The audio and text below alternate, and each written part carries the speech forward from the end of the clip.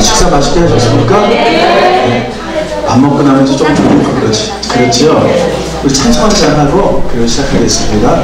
찬송 38장 예수 우리 왕이요 다 아시죠?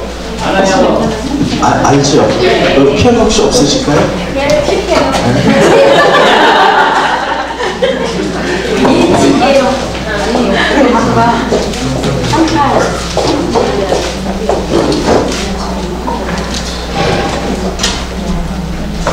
올려주세요. 38장 우리 찬송을 하고 시작합니다.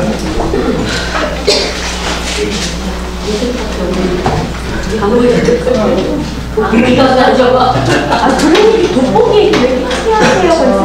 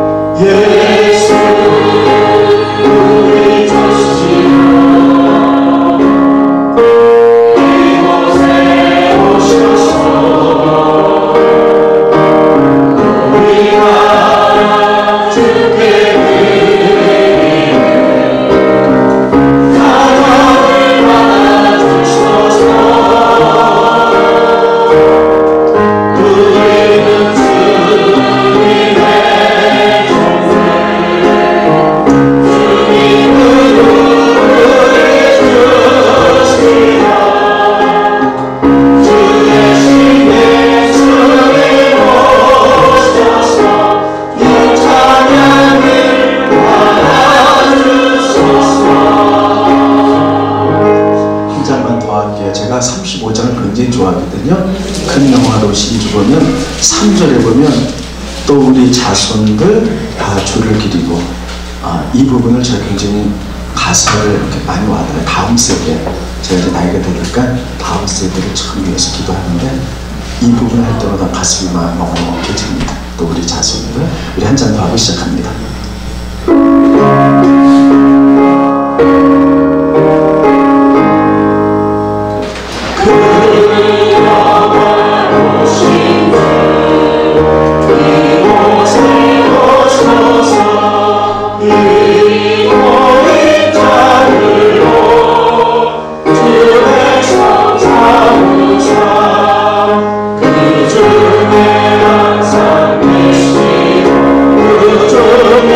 항상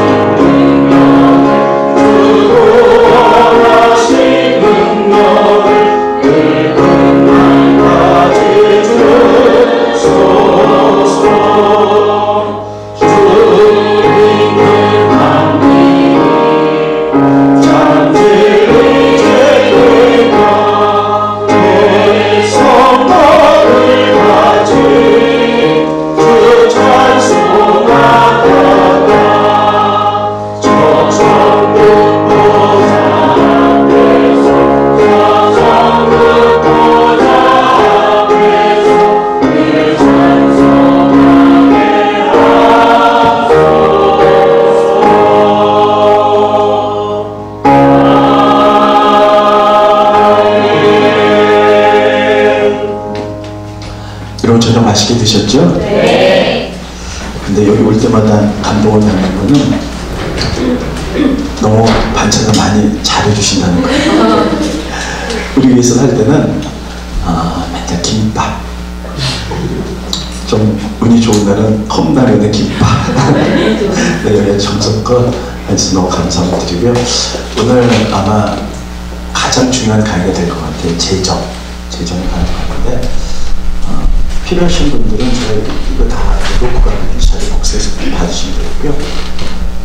여러분이 잘 이해해 주셨으면 좋겠어요. 잘 못 들어서던 강의인데 너무나 중요한 강의이기 때문에 잘 들으시는데 청년들이 듣기 약간 어려울 수도 있어요. 그럼 성경은 그것도 자꾸 읽던 강의이기 때문에 잘 들으시면 이게 참 신앙생활한테 큰 도움이 될 줄로 믿습니다. 성경의 주제는 하나님의 나라예요. 하나님의 나라가 뭐냐? 하나님의 나라는 하나님이 다스리는 나라, 하나님이 통치하는 나라예요. 따라서 하나님이 다스리는 통치하시는 나라예요. 이게 얼마나 중요한지 예수님이 돌아가신 3년 후에 부활하셨고 40일 동안 제자들에게 나타나셨고 승천하셨잖아요. 40일 동안 이 땅에 계신 동안에 예수님이 하셨던 말씀이 뭐냐? 하나님의 나라에 대해서 가르치시고 승천하셨어요. 그만큼 예수님이 부활한 다음에 그것을 강조할 만큼 중요한 게 하나님의 나라예요. 자, PPT 보여주시죠. 네. 자, 다 같이 한번 읽어봅니다. 시작. 그들에게 확실한 많은 증거로 신이 살아계심을 나타내사 40일 동안 그들에게 보이시며 하나님 나라의 일을 말씀하십니다. 예수님이 부활하신 다음에 40일 동안 제자들이 했던 일은 뭐냐면 벌레몬을 보여주시고 하나님의 나라 일을 말씀하셨어요. 그러면 예수님이 마지막 승천하기 전까지 가장 중요했던 것을 가르치셨을 때 하나님 통치하는 나라 일을 쫙 가르치셨어요. 그러면 하나님 통치하는 나라, 하나님 통치하는 나라 도대체 뭘까? 하나님 어떻게 통치 나가실까? 하는 것이에요. 우리가 구약의 시편에 또 11개 보면 하나님 이 땅에 뭘로 통치하시는 정의, 공의, 사랑 세 가지로 통치하세요. 그래서 정의, 공의, 사랑 이 세 가지가 하나님 통치하는 방법이고 우리는 내 안에 하나님이 이루어지잖아요. 예수 우리 안에 나에게 오십시오. 그래서 나를 다스리십시오. 그러면 하나님이 나를 정의와 공의와 사랑으로 다스리세요. 이게 가장 기본이고요.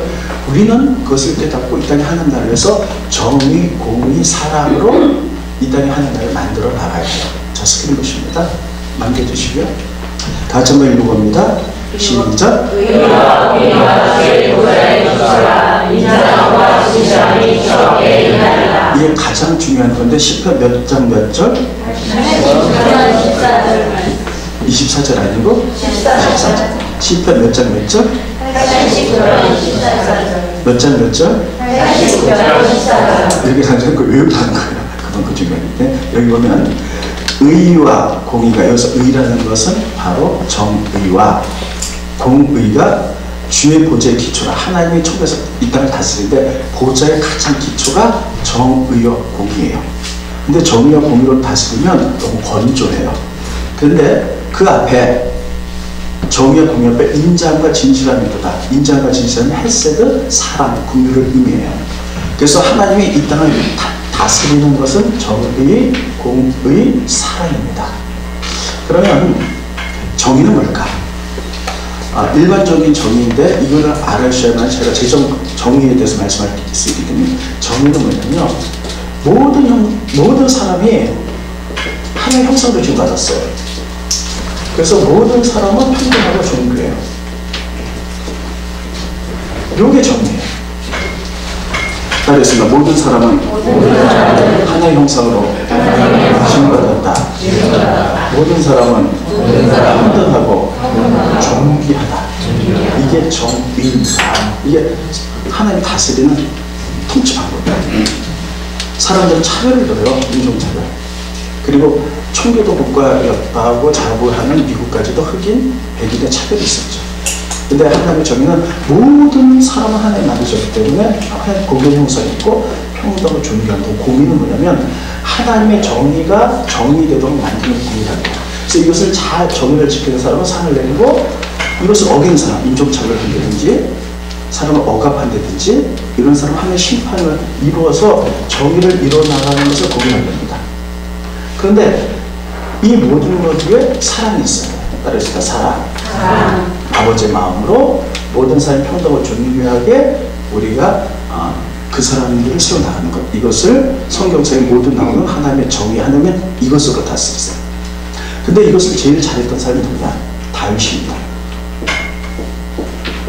그렇습니다. 다윗. 우리들이 다윗하면 다윗과 메시아가 올 걸로 생각했죠. 다윗은 하나님의 마음을 잘 알았고 하나님의 통치 방법을 알아서 하나님의 나라를 만들려고 애썼기 때문에 스케일 보십니다. 사무엘하 8장 15절 다 같이 읽겠습니다. 시작. 다윗이 온 이스라엘을 다스려 다윗이 모든 백성에게 정의와 공의를 행하시되. 구약 성경을 여러분들이 스토리텔링식으로 읽으니까 이런 부분이 눈에 안 들어와요.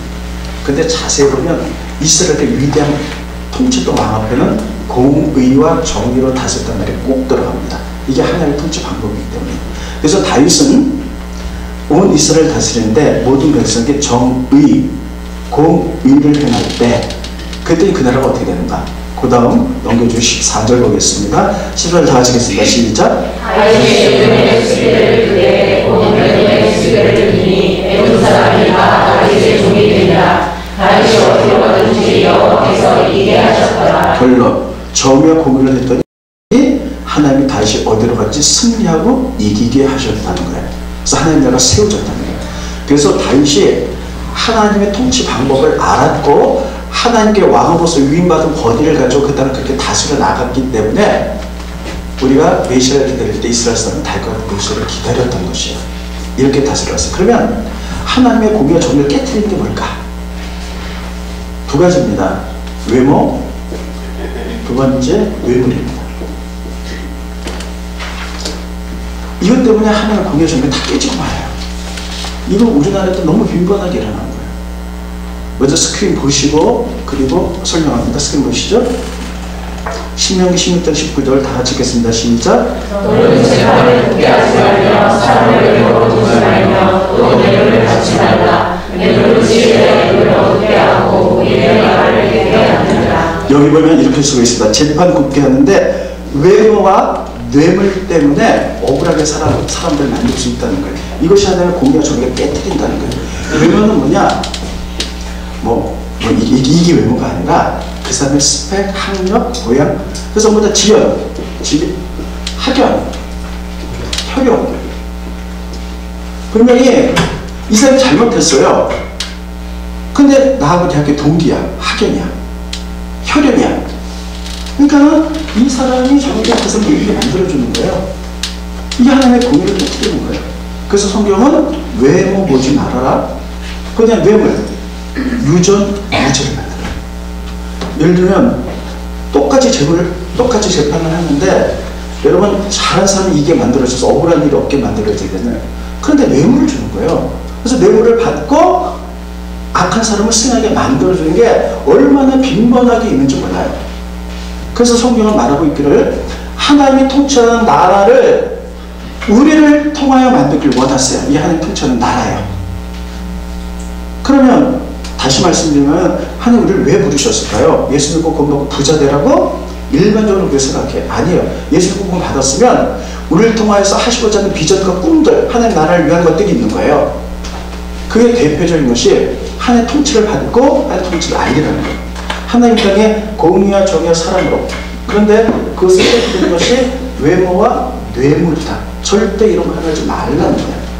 이게 하나님의 일반적인 다스림이고요. 그 가운데 오늘 저는 여러분들에게 가장 중요한 게 재정이기 때문에 재물.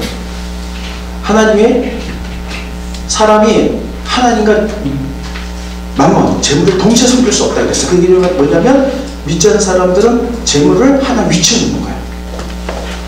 그래서 오늘 재정, 정의에 대해서, 돈에 대해서 조금, 그리고 우리가 재정에서 뭘 어떻게 포기해야 되는가, 어떻게 살아야 되는가, 이런 것도 좀 말씀드리겠습니다. 재정, 정의. 재정 정의 보면요 간단해요. 이거예요. 모든 사람이 복 받는 것. 이게 하나님 재정 원칙이에요. 자, 모든 사람이 어떻게 하는 것? 왜냐면 하나님이 사람을 만드시고 복을 주셨기 때문이에요. 복 받는 것. 근데 두 번째, 살다 보면 빚지고 가난하고 어려운 사람들이 있어요. 그들을 회복시켜서 그들도 잘 살게 만드는 것. 이게 하나님의 경제정입니다. 자, 다시 사람을 물질로 회복시키는 거예요. 오늘 오신 분들 가운데 그런 분들도 있어요. 물질 때문에 정말 빚에 찌들려서 이런 사람들이 있어요. 옛날에는 조금 어려워도 기회가 있었어요. 근데 지금은 너무 잘 만들어진 사회라서 빚지고 나가면 일어날 수 있는 가능성이 많이 없어요. 하나님은 어떤 인생도 한번 실패해서 빚에 시달리다가 그냥 비참하게 살다가 가족 뿔뿔이 흩어지고 나중에 코너면서 스스로 목숨을 끊는 이런 인생을 낸 적도 한 번도 없고 그런 사회를 만드신 적도 없어요. 근데 우리 사람들이 공동체에서 만든 세상에 하나님은 세상의 가치관들이 이런 걸 만들어내는 거예요.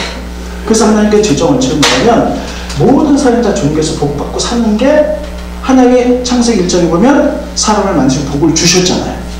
그리고 그 옆에도 쭉 보면 그 가운데 가난한 사람들이 있는데 이런 사람들을 도와주는 걸로 끝나서는 안 되고 그 사람들이 다시 일어나서 회복해서 사람 같은 삶을 살아갈 수 있도록 만들어주는 것까지 재정 정이고 돈을 그렇게 쓰라고 성경은 전반적으로 가르치고 있는 거예요.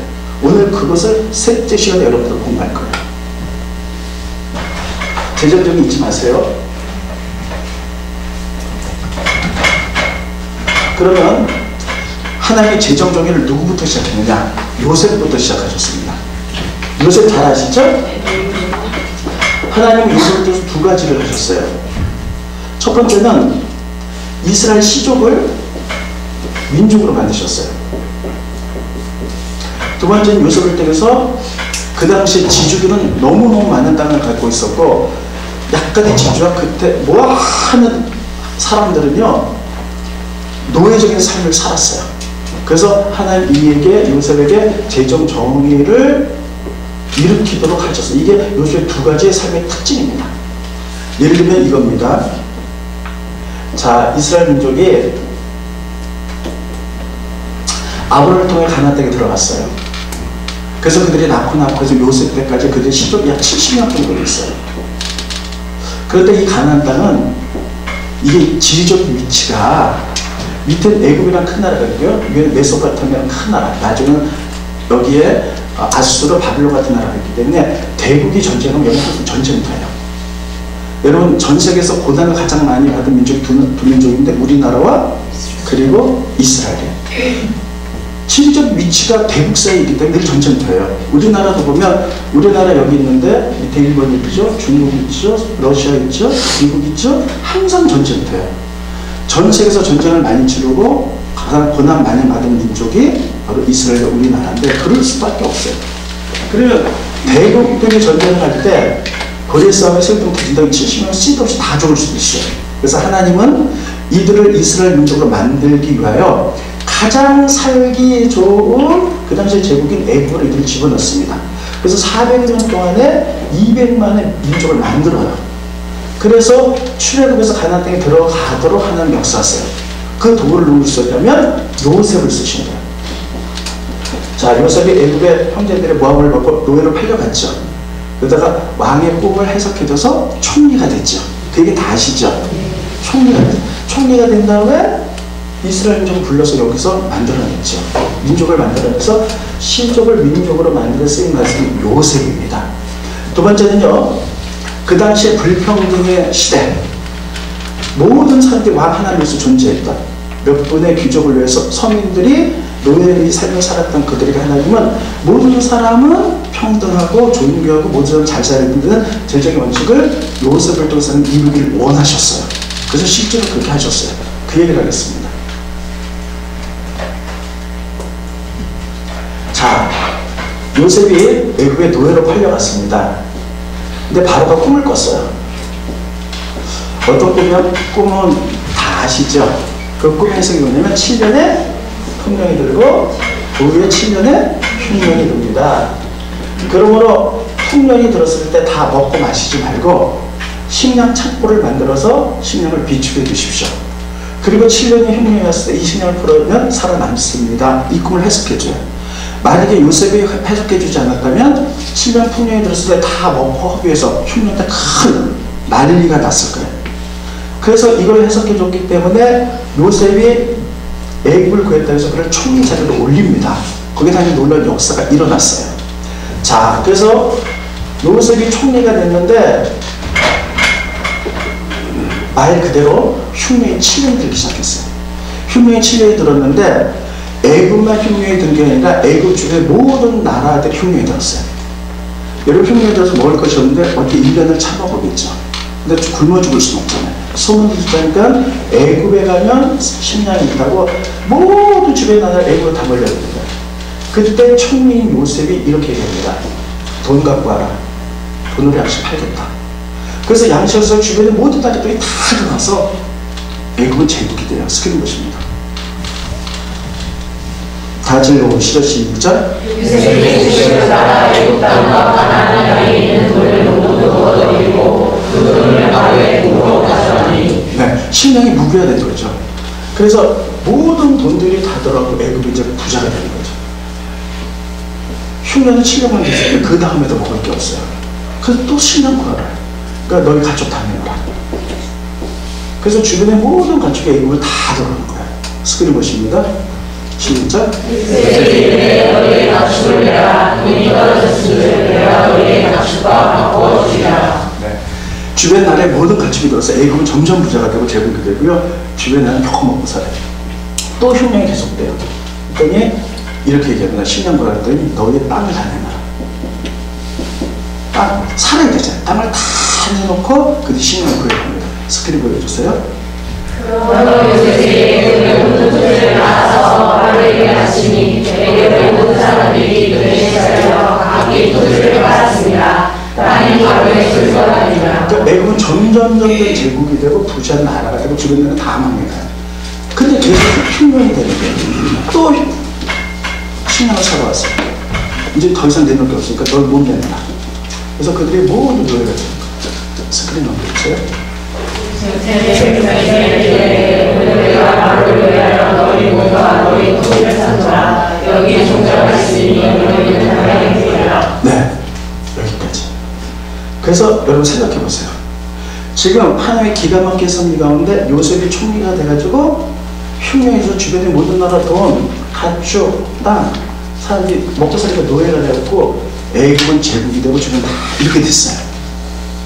자, 이렇게 되면 요셉이 나쁘게 쓰임 받은 것 같잖아요. 자, 애굽을 위해서. 여기서 기가 막힌 반전이 일어납니다. 요셉이 총리가 되니까요, 하나님 뜻과 경제 정의를 알았어요. 재정전을 알았고 반전을 일으키는데 어떡하냐면 이제 총리가 모든 걸 할 수 있잖아요. 그래서 그들에게 토지 개혁법을 일으킵니다. 토지 개혁법을 일으키는데 어떻게 되냐면 설명 듣고 성경 보겠습니다. 그동안에는 애국과 주변의 나라에 지주들이 있었어요. 땅 가지 많은 부자들 또 지주 계층들이 있었죠. 이들이 가난 사람께 다 땅을 줘서 농사 짓게 만들어갖고 몇 프로를 받았느냐? 80%, 5분의 4를 받고 5분의 1을 가지고 가난한 사람들 나눠먹고 살았던 거예요. 그러니까 부자는 점점 부자가 될 수밖에 없는 거죠. 가난한 사람 점점 가난하게 될 수밖에 없는 거죠. 근데 모든 땅에 들어오니까 애굽의 총리가 되니까 이걸 확 바꿔버려서 토지 개혁법을 일으키는데 너희들에게 농사 짓고 땅 줄 테니까 5분의 1만 바치고 5분의 4를 가지고 나눠 먹어라. 그러니까 주변 나라가 다 살아가고 부자가 되는 거예요. 스크린 보십니다. 다 같이 읽겠습니다. 시작. 요셉의 법을 세우되 그 5분의 1이 바로에게 상하되나 제 사람의 구주는 바로에게 들어가지 않아요. 오늘날까지 이르리라. 26절에 밑줄 그으셔야 돼. 사람들이 이걸 뭡니까? 애굽의 토지법을 세움에 5분의 1을 세금으로 바쳤고, 자, 그동안은 80% 세금 바치고 20% 받고 가난 사람 다 나눠 먹었는데 애굽이 제국화가 되니까 그 중심에 총리 요셉이 있는 이걸 다 바꿔버려요. 그래서 20% 바치고 80% 먹고 살아가는 거예요. 그러니까요, 그 당시에 그 밑에 또 모든 사람들이 이 토지 개혁법에 의하여 다 잘 살 수 있는 계기가 된 거예요. 이게 요셉의 재정 정의가 그리고 토지 개판을 이렇게 쓰지 말았어요. 그랬는데 그게 언제까지 있었느냐면 그 부분 다시 보여주세요. 예, 47장 26절 다 같이 한번 읽어봅니다. 시작.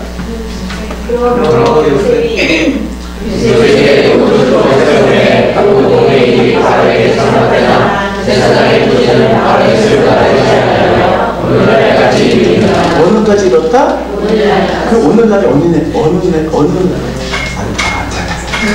때까지지 않을 거예요. 이게 뭐냐면 이게 지금 창세기잖아요. 창세기 누가 썼어요? 모세가 썼어요. 모세 때까지 됐다는 거예요. 무슨 얘기인지 이해가 가시겠어요? 요새부터 모세까지 약 400년 기간인데 400년 동안에 이 제도가 됐다는 거예요. 그래서 주변 나라가 잘 살았는데 하나님은 왜 이렇게 하셨을까? 그건 뭐냐면 애굽이 그 당시에 가장 큰 나라잖아요. 우리는 어쩔 수 없이 미국의 영향력을 받을 수밖에 없어요. 큰 나라의 영향력을. 애굽이 가장 큰 나라이기 때문에 하나님이 요셉을 통하여 고통당한 많은 사람들 잘 살게 만들고요. 토지 개혁을 일으키고 큰 나라에서 일으키고 주변의 나라에 영향력을 끼쳐서 이런 재정의 정의가 다 흐트려서 전 세계 모든 민족이 다 잘 살기를 원하셨던 거예요. 그랬는데 400년 모세까지만 하고 끝나고 말았어요. 영향이 안 되고 애굽에서 기록하고 말았어요. 그러니까 하나님께서 너무 안타까우셔갖고요. 그래서 두 번째 경제 정의를 누굴 통해서 일으키려면 이스라엘 민족을 통하여 일으키기로 결정하신 거예요. 자, 이제 이게 400년 동안 하고 더 이상 영향을 못 끼치니까 하나님은 이스라엘 고통받는 애굽에서 고통받는 이스라엘 민족을 사용하세요. 이스라엘 민족이 애굽에서 200만의 민족이 돼갖고 부르짖죠. 하나님이 이스라엘 민족을 모세를 애굽시켜요. 그리고 가나안 땅에 들어가서 너희를 제사장 국가로 만들겠다. 그러니까 너희는 하나님 말씀대로 다 지켜라. 하나님 통치하는 나라, 공의와 정의와 사랑의 나라.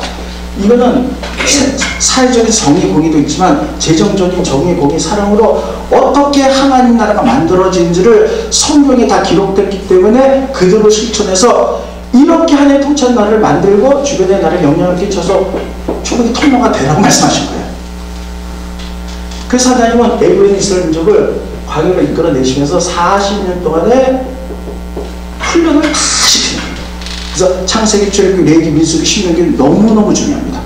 거기에는 민주화법, 거기에 경제법 다 들어가 있어요. 근데 우리가 못 볼 뿐이에요. 못 배웠을 뿐이에요. 자, 하나님은 경제적인 뭐라고 그랬어요? 모든 사람이 다 잘 사는 것, 모든 사람이 회복되는 거였어요. 그래서 모든 사람이 공평하게 사는 거예요. 그래서 하나님이 그것을 훈련시키기 위해서 애굽에서 나오는데 광야를 지났는데 먹을 게 없어요. 하나님 뭘 내려주셨어요?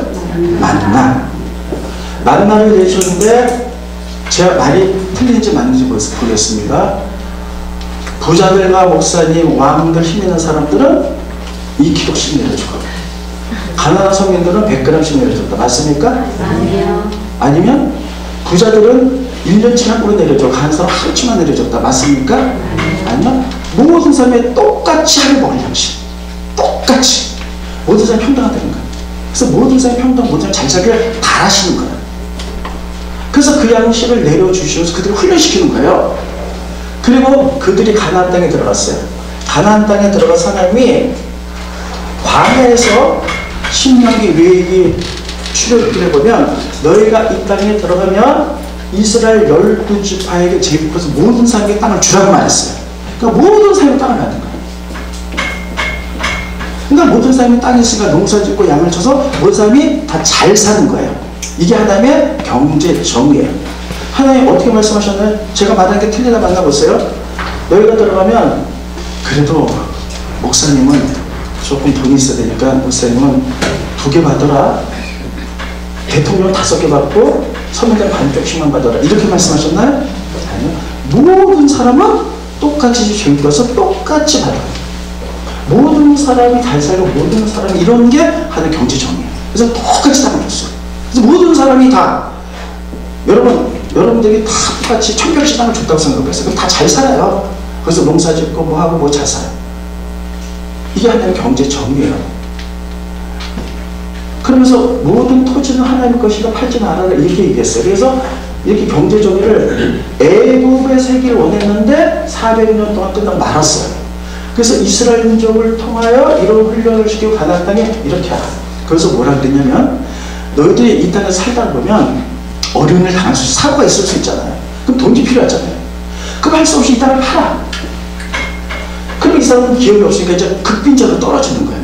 극빈자로 떨어지는데 하나님 그 극빈자 있을 때 도와줘 이렇게 말하지 않았어요. 도와주는 건 끊어지고 이들을 다시 잘 수 있도록 회복시켜라. 여기까지 하나님의 정의예요. 결정적. 회복시켜서 어떻게 되냐면 가까운 친척들이 돈을 모아서 이 사람의 땅을 돈 주고 사서 돌려주라는 거예요. 그게 안 되면 50년 만에 딱 있습니다. 희년. 아시죠? 희년. 희년의 제도를 통하여 다 돌려주라는 거예요. 다 돌려서 나중에 땅 팔고 더 이상 돈이 없으면 이제 자녀들께 노예로 팔아버리는 말이에요. 근데 50년 만에 돌려서 이들이 자유연한다고 땅을 돌려서 이들이 다시 회복할 수 있는 기회를 주라는 거예요. 그래서 하나님의 경제 제도는 모든 사람이 잘 살도록 만들어 놓고, 두 번째 고통당해서 한번 된 사람을 회복시켜서 같이 잘 살게 만드는 게 하나님의 경제 제도입니다. 하나님이 만드신 법이고 우리는 그렇게 살도록 부름을 받았어요. 이게 희년의 정의예요. 하나님이 이런 경제 정의를 이렇게 만드셨고 이스라엘도 그렇게 살라고 만드셨어요. 근데 우리는 교회를 다니면서 하나님을 너무너무 사랑하고 말씀을 살기를 원하지만 우리가 이런 거 안 지키잖아요. 가는 사람 여전히 가는 거예요. 부자는 좀 더 내가 어떻게 하면 더 하나님께 돈을 더 많이 벌어 성공할 수 있을까? 이런 것만 생각하고 가난한 형제 자매에게 희년에 50년 만에 돌려줘서 50년 만에 돌려서 이들이 잘 살 때 회복시키라는 것. 우리가 예수님을 형제 자매가 됐으면 가난한 자에게 우리가 그 사람 회복시켜서 잘 살 수 있게 만들어주는 것까지가 교회에서 해야 될 일이라는 사실이에요. 이게 하나님의 경제 정의입니다. 자, 이렇게 해서 이스라엘 민족이 가나안 땅에 들어간 거예요. 가나안 땅에 들어가서 다윗 시대까지 이게 어느 정도 지켜진 것 같아요. 그래서 여러분 아까 얘기했죠. 다윗은 공의와 정의와 사랑을 다스렸다고 했잖아요. 이 정의, 정치적인 정의뿐만 경제적인 정의까지 다윗이 그렇게 했다는 이야기예요. 그래서 다윗을 전부 다 메시아를 기다릴 때 다윗과 같은 메시아를 기다려. 이게 하나님의 나라이기 때문에 모든 사람이 평등하고 또 모든 사람이 잘 살고 그 다음에 가난한 사람을 회복시켜서 잘 살 수 있는 나라를 만든 하나님의 위임한 나라이기 때문에 다윗이 여기 다윗 시대까지는 공의와 정의라는 말이 쓰여졌기 때문에 이게 어느 정도 가능했던 것 같아요. 근데 이 제도가 여러분 넘어지기 시작했어요. 누구 때부터 이스라엘이 타락했냐? 원인을 아합과 이세벨이 거둔 거예요. 아합과 이세벨 들어보셨죠? 아, 들어보셨나요? 네. 이때 엘리야가 탄생했죠? 자, 요 맥을 잡는 게 너무너무 중요합니다.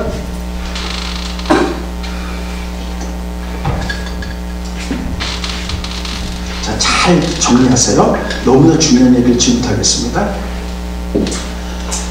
자, 이제 이스라엘 나라인데 이스라엘 민족은 가나안 땅에 들어가서 모델 국가, 제3 국가가 되어서 하나님의 공의와 정의, 정치, 경제의 공의와 정의로 만들어 나가고 영향을 끼쳐 나가는 거죠, 전 세계에. 그런데 이스라엘가 나뉘었잖아요. 남쪽과 북이스라엘. 북이스라엘에 아합 왕이 다스릴 때에 북쪽에 두로라는 나라가 있어요. 두로의 왕이면서 제사장인 에발의 딸이 이세벨이에요. 이방 여인과 결혼하지 말라고 했는데 정략적인 결혼을 합니다, 왕이. 그래서 이세벨이 들어가고 이 사람은 바알을 섬기는 사람, 제사장의 딸이잖아요. 와가지고 남자들은요 여자 말 듣게 돼 있어. 어쩔 수 없어요. 안 듣는다 그래도 잘 때 기성도 싹싹싹 하면 다 들어요. 이 이세벨이 와갖고요 다 바알 섬겨 만드는 거예요. 칼을 휘둘러서 바알을 안 섬긴 사람 죽이거나 어깨에 가두고 나니까 이세벨이 칼이 무서워서 다 바알을 섬겨요. 근데 여러분 하나님이 제일 위험한 게 우상이라고 그랬잖아요. 이스라엘이 우상성기대 멸망했다고 그랬잖아요. 근데 우상성기대가 멸망했지만 우상도 무섭지만 그보다 더 무서운 것은 우상이 되면서 그들이 갖고 있는 문화가 같이 들어오는 거예요. 이 문화 때문에 다 타락시키는 거예요. 근데 이들이 갖고 있었던 문화는 어떤 문화였냐? 첫째, 음란한 문화. 두 번째, 권위주의 문화. 이거 잘 들으세요. 제가 좀 이따 권위주의와 권위를 구별해서 말씀드릴 거예요. 따라했습니다. 음란 문화, 권위주의 문화. 이게 들어오면서 이스라엘 나라의 정치, 경제적으로 다 무너집니다. 이게 뭐냐면요. 이스라엘 저 거룩한 나라에 하나님 거룩하게 너희도 거룩하라고 그랬어요. 근데 이 나라는 바알을 섬기잖아요. 바알은 어떤 신이냐? 풍요의 신이에요. 바알을 섬기면 비가 내린다고 생각해요. 농사일 때 비가 내려야 되잖아요. 그럼 제사의식이 어떻게 됐느냐? 바알이 비를 주도록 해야 돼요. 그래서 바알이 이제 제사를 지낸 다음에 그들은 어떻게 생각했냐면 바알은 남자 신인데 아스다롯 여자 신하고 남자 신이 서로 이렇게 뭐라 그래야 되나 음란하게 할 때 비가 내린다고 생각했어요. 그러니까 그들이 비를 내리게 하려면 그들이 음란하게 하도록 만들어야 돼. 그래서 성적인 자극을 줘야 돼. 그래서 제사를 지낸 다음에 남자들은 성창 여자 제사장들과 여자들은 남자 제사장들과 같이 음란하는 게 행해요. 이게 그 당시에 그들의 제사 의식이었어요. 그 음란한 일을 해놓으면 바알이 그것을 보고 성적으로 동요해서 여자 아세라 신과 음란할 때 비가 내린다고 생각해서 문화가 그렇게 돼 있어요. 그러니까 그대로 받아들이는 이스라엘. 그러니까 거룩한 이스라엘 나라가요. 이게 음란의 문화가 들어오면서 와르르 무너지기 시작합니다. 두 번째, 권위주의가 들어왔어요. 자, 이거 들으셔야 됩니다. 권위와 권위주의는 전혀 다른 거예요. 권위와 권위는 어떻게 다르냐면요. 하나님은 하나님이 일하시는 섭리를 여러분 분명히 하셔야 돼요. 자, 하나님이 사람을 만드셨어요. 그리고 세상 모든 것을 만드셨어요. 하나님 다 만드셨어요. 그런데 하나님 사람에게 뭐라 그러냐면 세상을 다스릴 권위를 주셨어요. 이걸 위임권이라고 합니다. 그래서 하나님 세상을 만들고 사람들에게 통치하라 그랬잖아요. 그래서 이렇게 다스리는 권위를 주셨어요. 이걸 위임권인데, 그리고 하나님은 모든 공동체의 질서를 위하여 모든 공동체 위임 권위를 주셨어요. 자, 하나님이 있어요. 이게 나라가 있습니다. 가정이 있습니다. 그리고 BTS 할 때 또 여러분 여기 이제 팀장이 있죠? 리더십이 있죠? 이제 BTS가 있습니다. 그러면 하나님이 이런 공동체의 질서를 유지해 나가기 위해서 하나님은 권위자를 써서 이거 중간 권위를 해요. 권위자의 권위를 주시는 거예요. 그래서 이들을 잘 치게 나갈 수 있도록. 여러분 교회 목사님과 장로님이 없다고 생각해보세요. 이게 얼마나 혼란스럽겠어요. 나라의 위정자가 없다고 생각해보세요. 얼마나 혼란스럽겠어요. 여러분 가정에 부모가 권위자인데 부모가 없이 애들만 크다고 생각해보세요. 얼마나 혼란스럽겠어요. 그래서 이 땅의 모든 공동체를 질서 있게 만들어 가기 위해서 하나님은 위인 권위자를 중간에 두셨는데, 요게 바로 교회라는 공동체는 목사님과 장로님들, 나라에는 위정자들, 이 DTS 이 스쿨에는 팀장들과 리더십들. 그래서 이들이 잘 다스려 나가니까 권위인데, 권위는 뭐냐면요, 하나님 주신 권위를 가지고 첫째 따라서 책임감. 그리고 성실함과 사랑이에요. 그래서 이 권위를 가지고 이거는요, 사람 섬기는 거예요. 예를 들면 저희 교회 담임 목사인 제가 있습니다. 그리고 혼자 다 못하니까 부담임 목사가 있고요. 그 밑에 전도사들이 있고요. 그 밑에 성도들이 속회별로 쫙 있어요. 그러면 이 성도를 다스리도록 처음에 전도사들과 부목사를 저에게 권위를 주셨어요. 그럼 이 권위를 가지고 이들이 믿음 성장 잘하도록 평안과 기쁨을 누려 살아갈 수 있도록 이렇게 책임과 성실함과 사랑으로 이들을 다스려가고 치려나가는 것을 권위다 이렇게 얘기하는 거예요. 따라했습니다. 권위는 책임감과 사랑과 영적 성장을 위해서 있다. 그래서 권위 밑에 있는 사람들이 다 영적 성장이 돼야 돼. 그런데 권위주의는 뭐냐면요, 하나님 주신 권위를 가지고 내 마음대로 하는 거야. 내 마음대로 하는 거야. 그래갖고 자기 마음대로 교회 내에서 만약에 이런 권위 중간 권위가 그냥 자기 마음대로, 자기 욕심대로 막 이렇게 하고요. 권위 밑에 사람이 다 힘들어 고통을 해도 믿음 성장이 되는데 그건 권위 잘못 쓰는 거예요. 그러니까 예를 들면 이런 겁니다. 권위를 받은 사람은요, 겸손하게 섬겨나가는 게 사람이에요. 그런데 권위주의는 어떤 거냐? 권위주의인데 내가 누구다? 특권을 말하는 사람은 권위주의.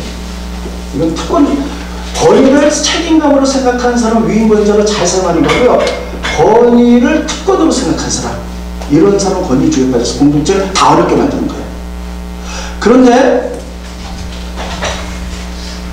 그래서 권위는요, 우산과 같습니다. 자, 우산이 있습니다. 비가 와요. 우산 밑에 있는 사람은 안전해요. 비에 안 젖어요. 우산 밖에 있는 사람은 비에 다 젖어요. 그래서 권위자가 권위를 책임감과 성실함, 사랑, 이들의 안전과 이들의 행복과 믿음 성장에서 권위를 잘 쓰면요, 우산 밑에 있는 거 똑같아요. 근데 내가 누군데 특권을 내 마음대로 하면요, 이런 우산 밖에 있는 사람은 똑같아. 이렇게 되는 거예요. 그래서 권위는 섬기는 권위고 책임감인데 권위주의로 내가 특권을 하면 이건 권위주의가 돼서 공동체가 타오를 거예요. 예를 들면 하나만 예를 들게요. 성결교에서는 속회라고 뭐라 그래요? 네? 셀. 자, 셀. 있는데 여기 셀장 있죠? 셀장이라고 그러네? 셀장인데 이 사람이 셀의 권위자예요. 근데 간단합니다. 셀의 식구들이 셀장에 다 책임감과 성경으로 이들이 사람과 믿음이 성장하도록 잘 도왔으면요, 셀에 있는 사람들이 다 권위자를 사랑해요. 다 권위자를 사랑하고 존경하고 순종해요. 근데 셀에 있는 사람들이 불편하고 저 권위 좀 바꿨으면 좋겠어. 셀장 나 여기 안 있고 싶어. 불편하고 영적 수준이 안 되면 이 사람은 권위주의를 쓴 거예요. 무슨 얘기인지 이해가 가십니까? 그래서 여러분들이 교회를 다니시는데 이게 참 좋은 교회로 제가 알고 있습니다. 근데 교회 다니는데 여성교회 여러분이 속해 있는데 여성교회 회장이 너무너무 그 사람이랑 좋아. 우리를 잘 섬겨줘서. 그래서 내 믿음이 성장하고 기뻐. 교육이 즐거워. 그럼 그분이 권위를 잘 사용해요. 근데 이 여성교회 벗어나고 싶어. 오면 불편하고 맨날 명령만 하고 그냥 막 이러면요, 이 사람이 중간 권위주의로 써서 자기 마음대로 하고 이건 잘못된 권위자예요. 무슨 얘기인지 이해가 됐어요? 하나님이 이스라엘에게 주신 것은 바로 권위예요. 섬기라는 거예요. 저는 우리 교회 1200명의 성도를 섬겨서 그들을 사랑하고 그들 믿음 성장시키고 교회는 기쁨되고 은혜가 되도록 애들 책임감 있는 사람이에요. 이게 권위를 쓰는 건데, 권위주의가 돼서 내가 권위주의자가 돼서 나 이 교회 담임 목사야. 내 교회 1200명이나 뭐라고, 너 내가 누군지 알아? 막 이러면서 자기 마음대로, 교회들도 마음대로 쓰고 막 명령하고 군림하고 다른 사람 고통하고 아무 생각도 안 하고 자기 뜻대로. 이게 권위주의예요. 하나님이 이스라엘 민족에게는 권위를 주셨는데 두로와 시돈의 다른 나라는 전부 다 권위주의 문화가 들어온 거예요. 권위주의 문화가 돼서 뭐든지 자기 마음대로 되고 안 되면 뺏고 다른 사람을 희생시키고 이런 문화가 들어왔어요. 하나님이 주신 경제 정의는 뭐냐면 이스라엘 민족이 모든 잘 살고 나누고 다른 사람들을 회복시키는 거잖아요. 근데 두로와 시돈의 이스라엘에 가면서 권위주의. 그래서 내가 부자지만 더 갖고 싶은 사람은 가난한 사람을 학대해서 뺏어서 내가 더 부자 되는 권위를 그렇게 세우는 거예요. 그래서 실제로 이세벨이 그렇게 살았어요. 성경에 어떤 얘기가 있냐면 아합이 왕인데 그 옆에 나봇이라는 사람이 포도원이 있어요. 근데 포도원이 너무 아름다우니까 아합이가 갖고 싶은 거야. 근데 이스라엘 제도에서 땅을 못 팔게 됐으니까 왕이 못 갔거든요. 안 파니까 아합이 그냥 머리속으로 누웠어요. 그러니까 그 이세벨이 와서 왕이 우리 머리속으로 누웠으니까 나 이 포도원이 너무 좋아서 이거 가고 싶은데 우리 나라 이렇게 할 수가 없어. 그러니까 성경 보니까 이세벨이 깜짝 놀라서 당신 그로도 아닙니까? 걱정 마세요. 내가 뺏어드릴게요. 그 나라는 문화는 그런 거예요. 그리고 나봇을 음모를 씌우고 죽인다. 그 땅을 뺏어서 아합에게 줍니다. 이런 권위주의 문화가 들어온 거예요. 바알과 동으로 들어와서 이스라엘 나라는요, 전체적으로 하나님의 경제, 하나님의 정의가 다 묻어내고 바알의 문화가 들어갔고요. 뺏는 문화. 부자는 점점 부자, 가난한 사람 점점 가난한 것. 이렇게 들어갔고요. 북이스라엘이 그랬잖아요. 그런데 아합과 이세벨 딸 아달랴가 남쪽력을 시도했거든요. 그래서 그 영향으로 막 휘둘리는 거예요. 그래서 이스라엘 나라는 경제적인 정치력이 다 무너져요. 그래서 부자 점점 뺏어서 부자가 되고 가난 사람 점점 가난해지고 이래 가지고 나라가 이제 망하는 거예요. 그러니까요, 그때부터 모든 게 평등하고 모든 게 부자가 되는데 권위주의 문화가 들어가서 뺏고 부자는 점점 부자가 되고 가난한 사람 점점 가난해지니까 그때부터 누가 등장하느냐? 바로 했습니다. 예언자. 이사야, 예레미야, 예수의 등장해서 지적해내는 거예요. 당신은 왜 하나님 말대로 살지 않습니까? 부자들, 네가 노동해서 부자 됐느냐? 가난한 거 뺏어서 부자 되지 않았냐? 다 자치궈내는 거예요. 돌려줘라! 성경 봅니다. 어디 보여주시냐면요, 이사야서 3장 14절 15절부터 쭉 보여주세요. 3장 14절 15절 스크린 나옵니까? 예, 자 읽어보세요. 3장 14절 14절 다 좀 읽어봅니다. 시작. 여호와께서 자기의 장로들과 원하를 심판하러 오시니 돈을 빈자는 너희이며 가난한 자에게서 가치한 물건이 너희에게 되리로다. 어찌하여 너희가 너희에게서 짓밟으며 가난한 자의 얼굴에 왜 돌지 않느냐. 주 만군의 여호와 내가 말하느니라 하시도다. 제가 다시 한번 읽어볼게요. 백성들의 장로와 보관들은 하나님 주신 권위를 가지고 사람들 섬겨서 잘 살게 만들어야 돼. 그런데 그들 심판할 텐데 그 힘과 권세를 가지고 포도를 삼켰고 가난한 자의 탈취한 물건이 너희 집에 있도다. 어찌하여 너희가 내 백성을 짓밟으며 가난한 자의 얼굴을 맷돌질 하느냐. 이사야 통해서 이렇게 집어내죠. 그 다음에 또 보겠습니다. 이사야서 5장 8절 다 같이 읽습니다. 시작. 가운데 가옥을 이루며 전쟁을 조절하며 인명령으로 하고 이 나라 밖에서 서로 전쟁하는 자들을 가만히 있을지어다. 이스라엘 다윗 때만 해도 경제 절개에서 모두는 잘 사는 게 이루어졌어요. 근데 이런 타락한 권위주의 문화가 들어오면서 힘있는 사람이 어떻게 했느냐. 가옥에 가옥을 이루며 전투에 전투. 그때 지면 거 다 자기는 집이 막 수십 채씩 되는 거예요. 그럼 그만 사람들 집이 없는 거예요. 전투에 전투를 더하면 빈틈이 없도록 이 땅 가운데 홀로 거주해야 된다. 나만 잘 살고 집이 몇십 채 땅도 그 많은 서민들은 다 고통을 외면하는 거예요. 선자들이 다 지적해내는 거예요. 이건 하나님의 정의에 틀렸다는 거예요. 또 보세요. 그러면서 아모스 6장 4절 6절 보면요. 그래서 여러분 대한민국에 다는 아니죠. 대부분의 부자들은요 다 투기해서 부자 됐어요. 다. 그래서 극도로 살찌의 생활을 사는 거예요. 스크린 보십니다. 다 같이 읽겠습니다. 시작. 사랑을 이루며 신상에서 기지개 되며 양에서 민들과 무리에서 송아지를 잡아서 먹고 빈바닥에 맞추어 그를 지저분하며 다리처럼 자기를 위하여 길을 제조하며 대적으로 포도주를 마시며 귀한 기름을 몸에 바르면서 요새를 하나님에 대하여 의심하지 않으며. 제가 다시 한번 읽을게요. 상한 침대상에 누웠어요. 그리고 양떼에서 가장 좋은 어린 양과 송아지를 잡아서 먹고 비파 소리에 맞춰 노래를 지절거리고 악기를 제조하며 대적으로 포도주를 마시는 그 극도의 사치. 다른 사람과 떼서서 자기 혼자 이렇게 되면서 온몸에 마사지를 받으면서도 고통 중에 노습의 환란, 대부분의 고통당.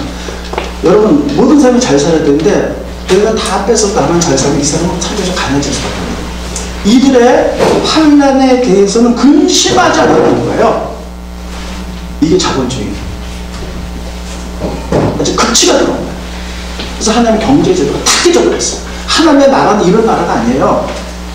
하나님의 나라는 우리들이 똑같이 살다가 가난한 사람이 있으면 도와주는 거예요. 그래서 그들을 회복시켜서 같이 잘 살도록. 왜냐면 하나님이 모든 사람에게 복을 주셨고 모든 사람이 잘 사는 게 하나님 경제 정의이기 때문이에요. 근데 이렇게 안 사는 거예요. 하나님이 다 깨져버려갖고요. 결국은 우상을 섬기면서 우상의 타락한 문화가 들어서 거룩을 버렸기 때문에 이스라엘가 멸망해요. 멸망하는데 하나님이 시드기야 왕 때 한 번의 기회를 더 주세요. 시드기야 왕 때 아수르가 쳐들어왔어요. 이스라엘은 비상이 걸렸어요. 그때 따라했습니다. 예레미야가 이렇게 했는 거예요. 왕이요, 우리 하나님 말씀을 기준으로서 봅시다. 가난한 자를 돌보고 정의를 이루었는데 얼마나 가난한 사람들이 학대를 받고 하나님의 정의와 공의에 어긋나 있습니까? 장로들, 부자들 보십시오. 가난한 사람들이 돈 갚을 길 없으니까 다 땀 내놓고 자기 자녀까지도 노예로 다 들어와서 부자들은 노예로서 편하게 살지만 그 가난한 자의 눈물을 생각해 보셨습니까? 하나님의 정의에 어긋나니 나라가 멸망하기 싫으면 희년 제도를 하셔서 너를 다 풀어주십시오. 그 하나님이 살려주실 겁니다. 근데 시대교회는 그 얘기를 들어요. 그래서 너희를 다 풀어줘요. 다 풀어줬는데 이게 사람이 무리하면 너희를 풀어주고 나니까 불편하잖아. 집에 일하는 가정부 가는데 있는데 오늘 가정부가 두세 명인데 다 나가서 가정부 물 떠오세요, 물 떠오고 커피 사서 커피 타오는데 청소하세요, 청소하는데 다 내보내고 혼자 다 해도 불편하니까 돌려줬다가 며칠 후에 불편하다고 이들이 다 잡아들여서 다시 노예로 만들어요. 그래서 예레미야 하는 음성에서 이제 이스라엘 멸망합니다. 그럼 이스라엘 멸망해버려 말해요. 스크린 보시죠. 다 같이 한번 읽어봅니다. 시작.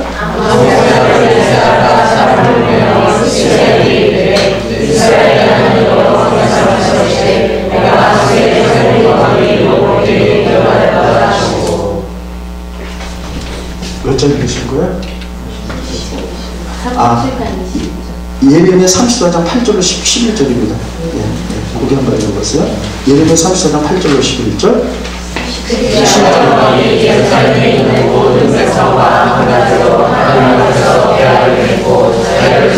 잠깐만요. 여기까지. 시드기야가 하나님 앞에서 자유 선포한 거는 예레미야 얘기를 듣고 힘을 선포해서 돌려주는 거예요. 그 정의를 행했더니 여호와께로부터 말씀 예레미야 이만이라 그 계약은 사람마다 각기 히브리 남녀를 노예로 잡아두고 있어요. 자유롭게 다 풀어주라는 거예요. 그리고 동족들을 종으로 삼지 못하게 한 것이다. 넘겨주세요. 이 계약에 가담한 고관들과 모든 백성이 각각 노예를 다 풀어줘가지고 모든 사람이 잘 살리는 하나님의 경제 정의를 이뤘어요. 자유롭게 다시는 종을 삼자. 말랑을 두고 순복하게 놓았더니 여기까지 돼서 이렇게 되는데 그 후에 그들의 뜻이 불편해. 자유를 주었던 노비를 끌어다 다시 복종시키고 노예로 다시 삼았어. 이게 인간이에요. 그러니까 그것을 보고 어떻게 했지? 그 다음 예레미야 33장 그러므로 여호와께서 이같이 말씀하신다. 너희가 나에게 순종하지 아니하고 각기 형제 이들에게 자유를 선포하고 희년 선포해서 평등하게 만든 것을 실행하지 아니하였은즉 내가 너희를 대적할 칼, 전염병, 기근의 자유를 줘서 하나님의 말씀이라 내가 너희를 세계에 열어나가는데 망에서 흩어지게 했다. 그래서 이스라엘 멸망한 거예요. 전쟁이 뒤에서 다 흩어진 거예요. 하나님의 나라, 하나님은 하나님의 나라를 위해서 정의와 공의와 사랑의 나라, 정치, 경제 제도를 만들어서 이스라엘이 타락했는데 타락한 우상들과 타락한 문화들이면서 이거 다 무너졌을 때 너희들은 더 이상 하나님의 나라가 아니라는 거야. 그래서 예언자를 통해서 다 끄집어내요. 바로 살아라, 바로 살아라, 바로 살아라. 여러분 우리가 구약의 성경 보는 사람 예언서는요 이런 건 줄 알아. 자매님은 내년에 시집가겠네? 이런 거 못 본 사람은 보고 이거는 개인적 은사적인 예언은 성경에 나오는데 조금밖에 안 나와요. 구약의 예언은 뭐냐면 성경을 기준으로 해서 말씀대로 잘못 살았을 때 그걸 지적해내는 거예요. 이거 회개하라. 회개하지 않으면 멸망한다. 그러나 회개하는 사람은 너에게 다시 하나님 회복시킬 거 있어. 이게 예언서의 줄거리거든요. 모든 성경을 놓고 하나님의 정의와 공의와 사랑과 긍휼과 거룩을 놓고 잘못 살면 지적해내갖고 회개케 만드는 게 예언서인데 마지막 때까지 놓치면 시대가 안 돼. 했다가 돌로 다 잡아. 그래서 나라가 멸망. 하나님의 나라의 제도대로 못 살아야 돼. 근데 이거 보면서요 우리나라를 보면 이스라엘 민족이 과거 타락하시다가 똑같이 살아요. 지금 안 그래? 똑같이 살아요. 똑같이 차별하고 가난한 사람들도 차별하고 나만 잘 살면 돼요. 다 있는 거예요. 다 타락하고 하나님은 우리에게 지금 힘을 걸고 계세요. 너희를 통해 하나님 나라를 만들어주기로 했는데 너희가 이렇게 살면 어떡하냐. 근데 이스라엘 가운데 남은 자들이 있었거든요. 저희 남은 자를 너무 소망하는 게 뭐냐면 제가 이제 새벽 기도를 가잖아요. 새벽에 가는데 이제 저희 집에서 교회까지 10분 걸리니까 차로 가요. 새벽에 4시 반에 가면 차가 한 대도 안 달리는데 신호등이 빨간불일 때도 가지 말아야 되잖아요. 근데 늦었을 때면 빨간불에서 차선 휙 저기 가거든요. 어떨 때. 그러니까 아무렇지도 않았는데 어느 날 새벽에 가는데 빨간불이 어떤 차가 있는데 빨간불을 딱 쓴 거예요. 아무도 없는데. 그러니까 나도 쓰게 됐죠. 그럼 이제 그 차도 가니까 나도 느낀 게 있어요. 아무도 없어도 신호등을 지키는 사람이 있구나. 요게 나 혼자구나. 저게 됐고 다 타락했지만 그래도 하나님 뜻대로 사는 사람들이 나 혼자인데 이들이 하나님의 희망이에요. 하나님의 소망이에요. 저는 여러분들의 교회와 제가 이런 훈련에서 그렇게 되기를 원합니다. 하나님의 남은 자들 되기 원합니다. 따라서 하나님의 남은 자가 되기를 원합니다. 그래서 여러분 성경은 다 이렇게 있어요. 하나님은 심판하시나 회복하시나. 하나님도 못 사는 다 심판하나 남은 자를 통해서 회복시키세요. 따라했습니다. 심판하시나 회복하시나. 누구 때문에 남은 자를 통하여 하나님 나라를 만들기 위해서. 여러분 다 타락하고 교회가 그렇게 교회가 세상 사람의 손가락질을 받는 거 어떻게 보면 너무 당연해요. 근데 그거에 대해서 가슴 아프게 생각하고 바르게 살아야지, 하나님 뜻대로 살아야지. 이게 권력이거든요. 세상 가치가 내려놓는 거. 이게 하나님 그런 사람 들었으시면 그게 하나님의 소망입니다. 그들을 통해서 역사했어요. 남은 자가 되는 건 너무 중요해요. 그래서 하나님은 다시 재정으로 돌아갑니다. 시간이 없기 때문에 조금 빨리 할게요.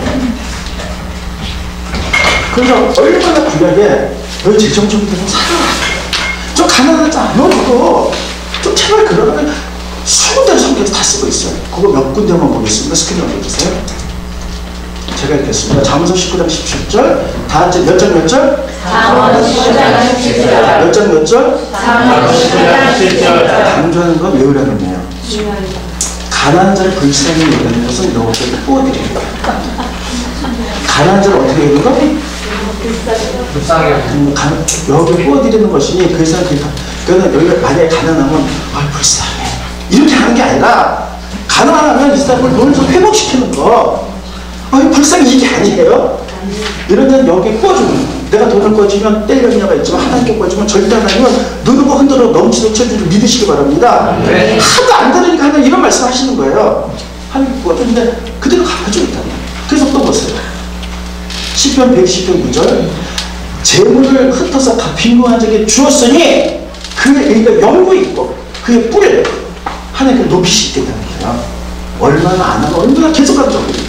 제발 좀 재정의 원칙대로 살아서 너만 잘 살지 말고 간접 회복시키고 모든 사람이 잘 사는 모든 사람이 다 하나님 형상 아니냐, 모든 사람 하나님이 축복 주시지 않느냐. 그렇게 해요. 또 넘겨주세요. 가난한 자를 보살핀 자에게 복이 있으며 믿으십니까? 네. 제약의 날에 여호와께서 그를 건지시겠다는 거예요. 여호와께서 그를 지키사 살게 하시니 제약받을 때 하나님 그를 살게 만들겠다는 거예요. 실제로 질병 걸려서 암에 걸렸는데 하나님 저 아시지 않습니까?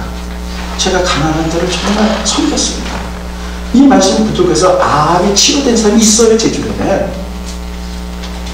그를 살게 하시니 그가 있어서 복을 받을 것이다. 여호와께서 그를 병상 중에 붙드시고. 몸이 아픈 분들 계세요? 이 말씀 기억하세요. 가난한 자를 보살피는 자에게 그를 병상 중에 붙드시겠다고 했어요. 누울 때마다 그의 병을 고쳐주시나이다. 이게 하나의 약속이거든요. 얼마나 이런 걸 안 지키고 살면 이렇게까지 약속을 하세요. 제발 재정 정의 뭐든지 잘 사는 가정을 회복시키는 거예요. 그런데 이게 안 되잖아. 이론은 아는데 삶이 안 되잖아. 그래서 하나님 이렇게 말씀. 이건 인간의 힘과 능력을 되고 성령이 오셔야 된다는 거예요. 스크린 보시면 스가랴서 4장 6절.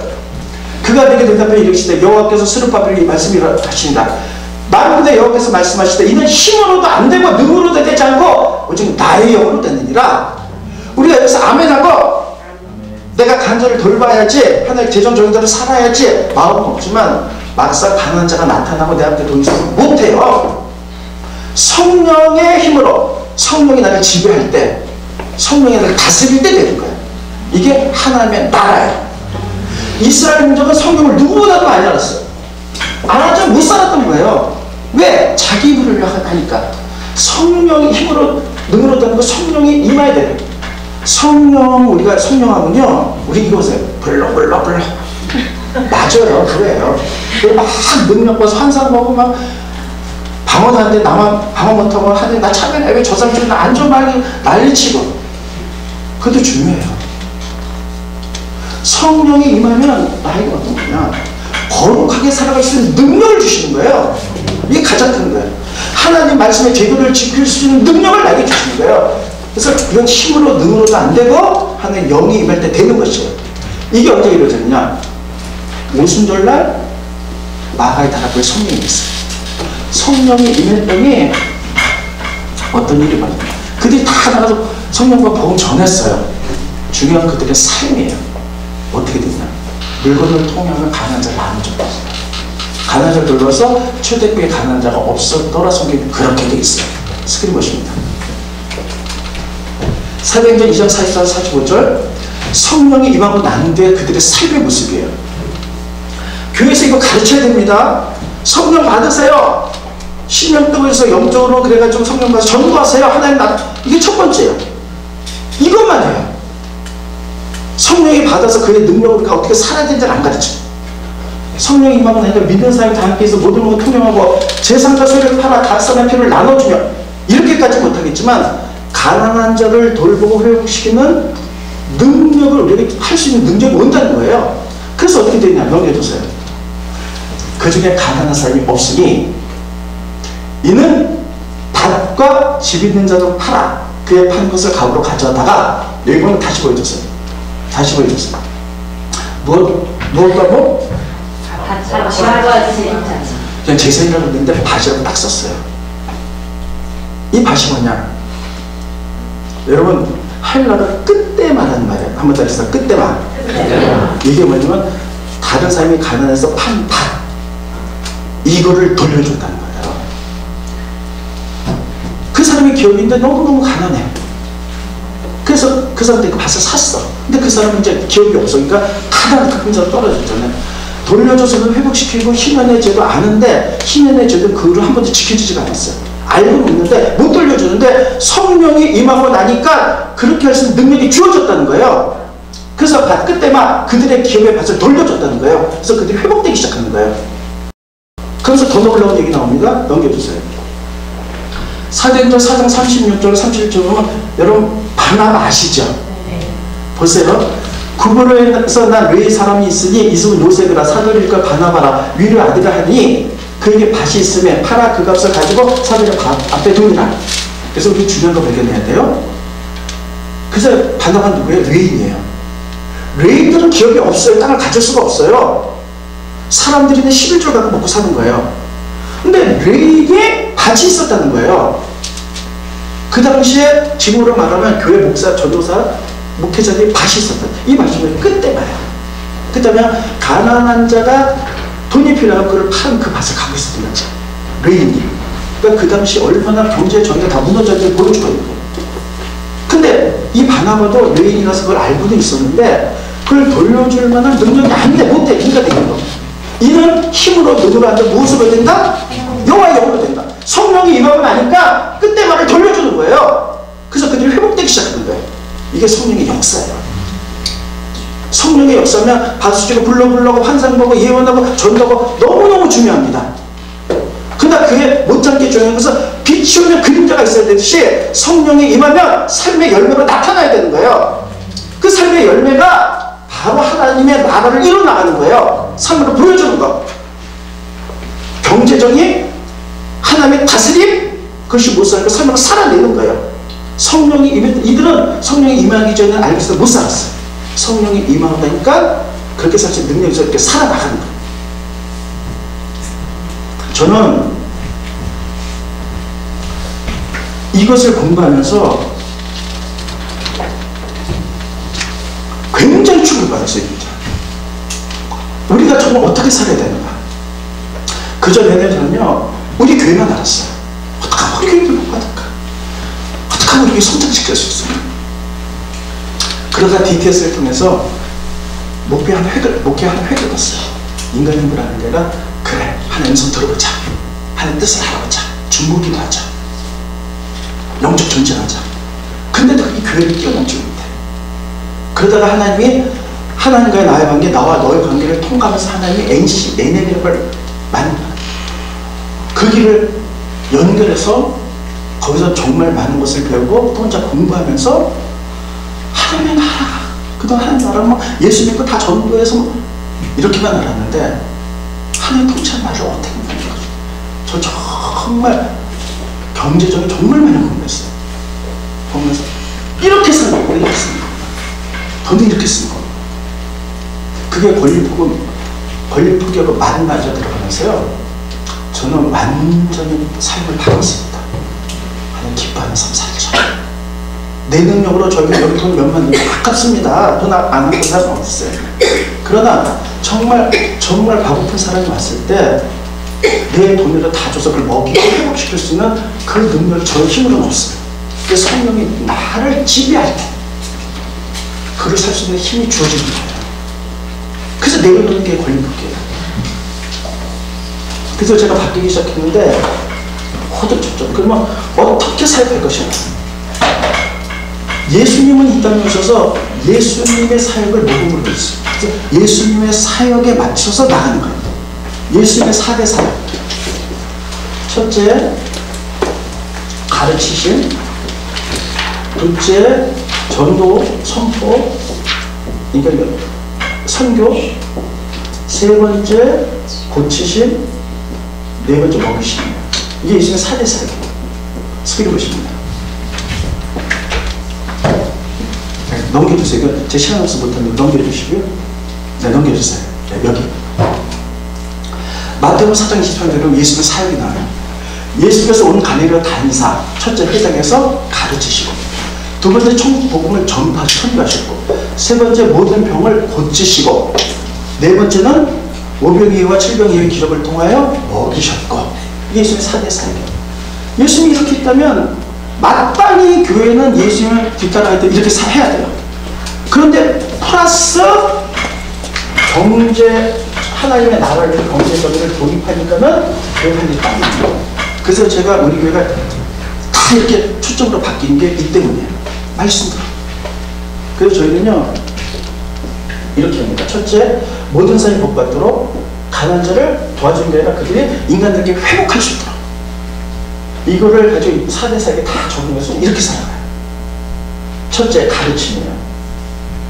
이거 성경도 가르치지만 모든 사람들은 이 땅에서 교육을 받아야 할 의무가 있는 사람들이에요.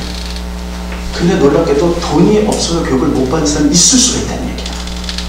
우리나라가 복지가 너무너무 잘 됐는데 우리가 이 사역을 딱 시작하니까요 진짜 복지가 너무 잘 됐어. 그래서 복지관마다 다 가서 어렵고 돈 없어서 공부 못한 사람들 리스트를 다 받았는데 다 말에 정관 나가는데 사각지대에 있는 아이들이 있어요. 조선족이나 뭐 이런.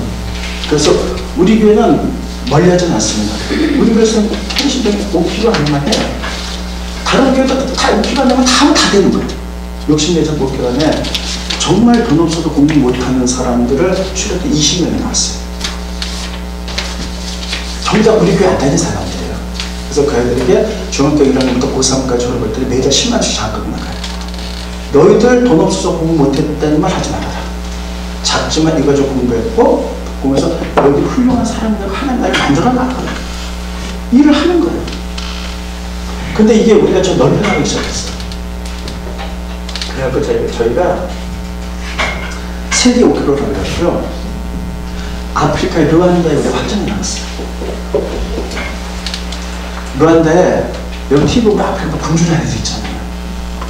똑같은 사람 형성인데 일을 어떻게 할 건가. 그래서 아주 오래전에 비린기루 지역이라는 지역을 우리가 입양을 받았어요. 95명의 아이들.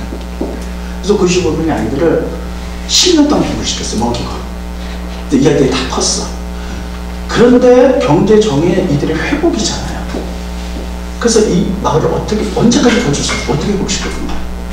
그래서 봤더니 70가정에 전나는 암소를 70마리를 보내주세요. 각가지 하나씩 보내주시면 자립이 됩니다. 그래서 우리가 프로젝트 같이 70마리를 보냈어요.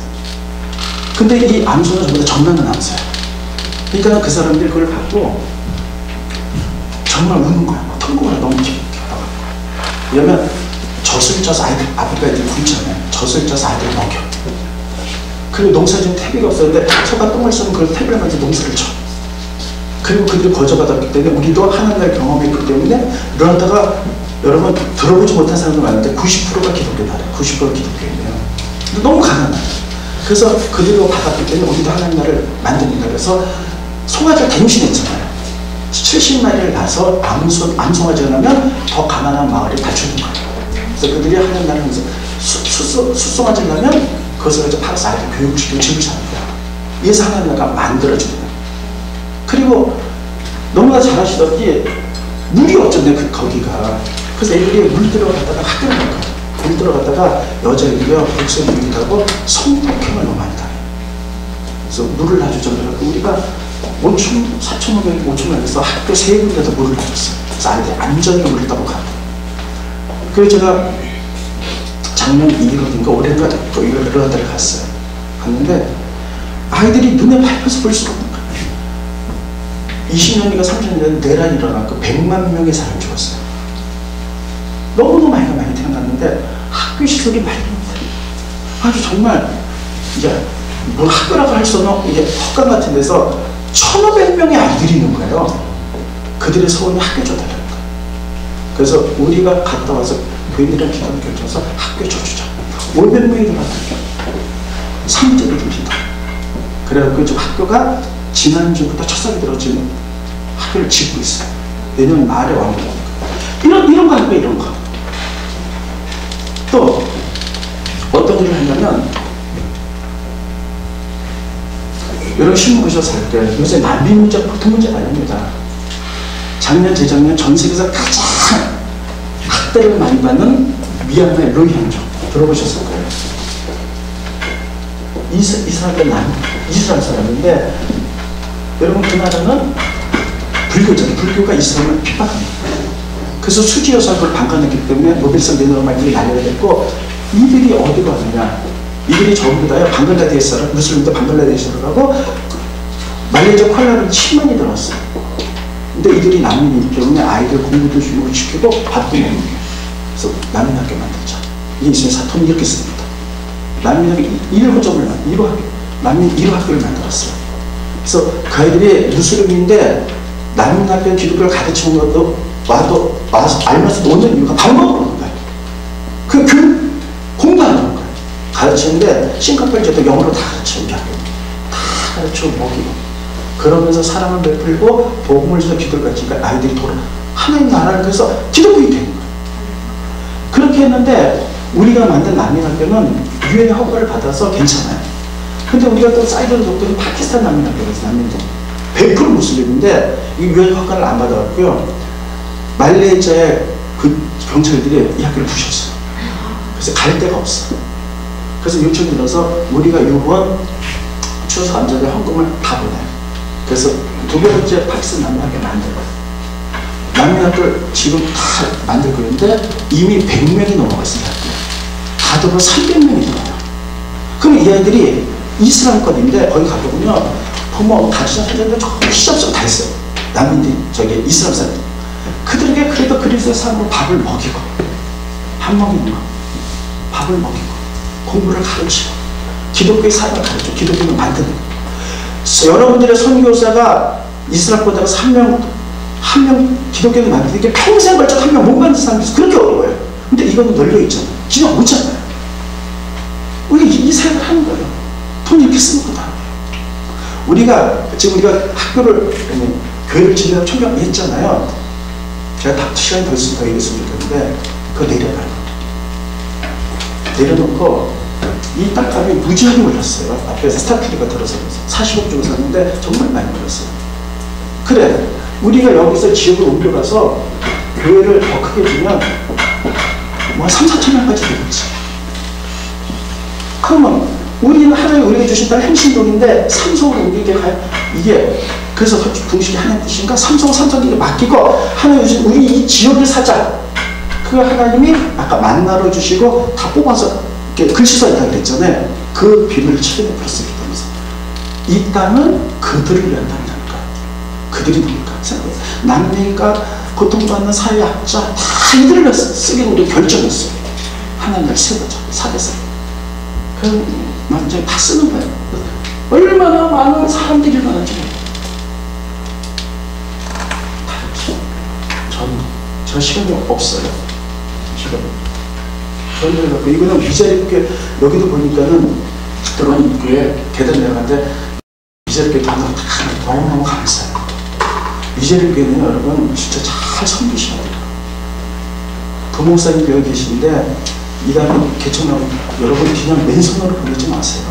그런 시대가 아니에요. 맨땅 헤딩 이제 안 되는 시대. 잘할 수 있도록 딱 만들어서 보내세요. 우리는 이런 일이 엄청 많이 합니다.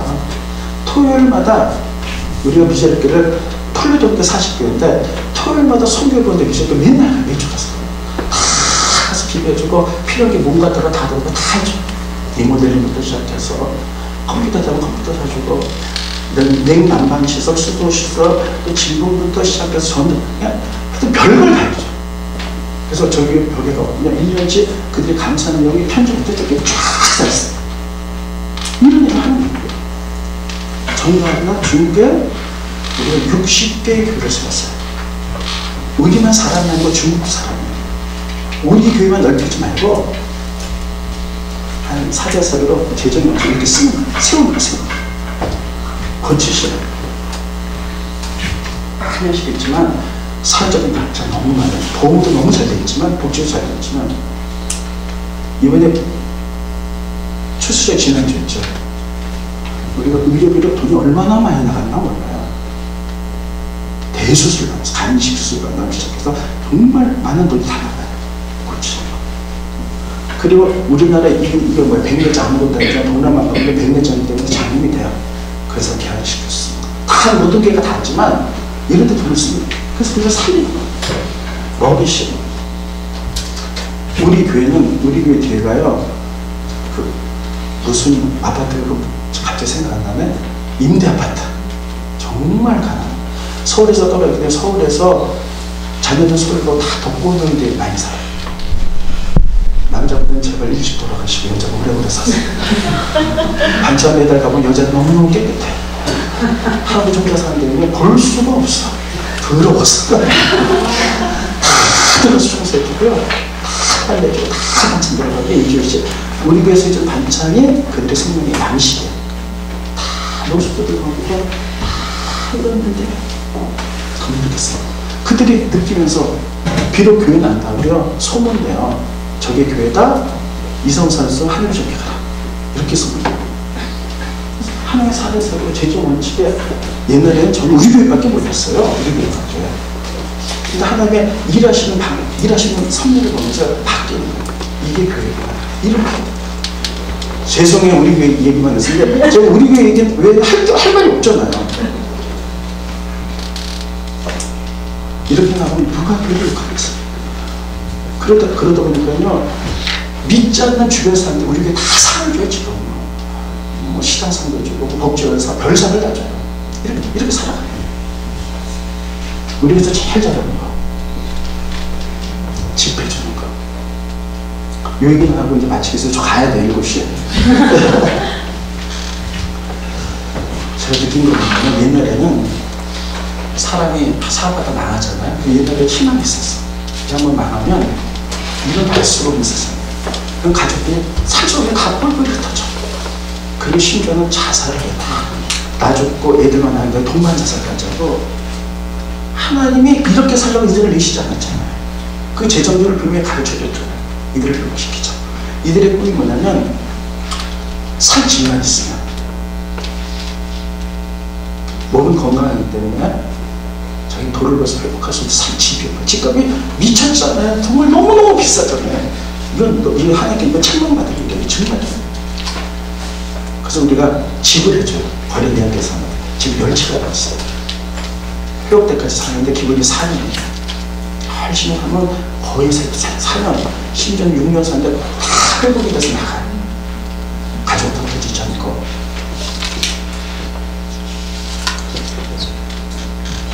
저는 하나님 나라에서 상 받을 일이 난 가장 큰 게 그거라고 생각해요.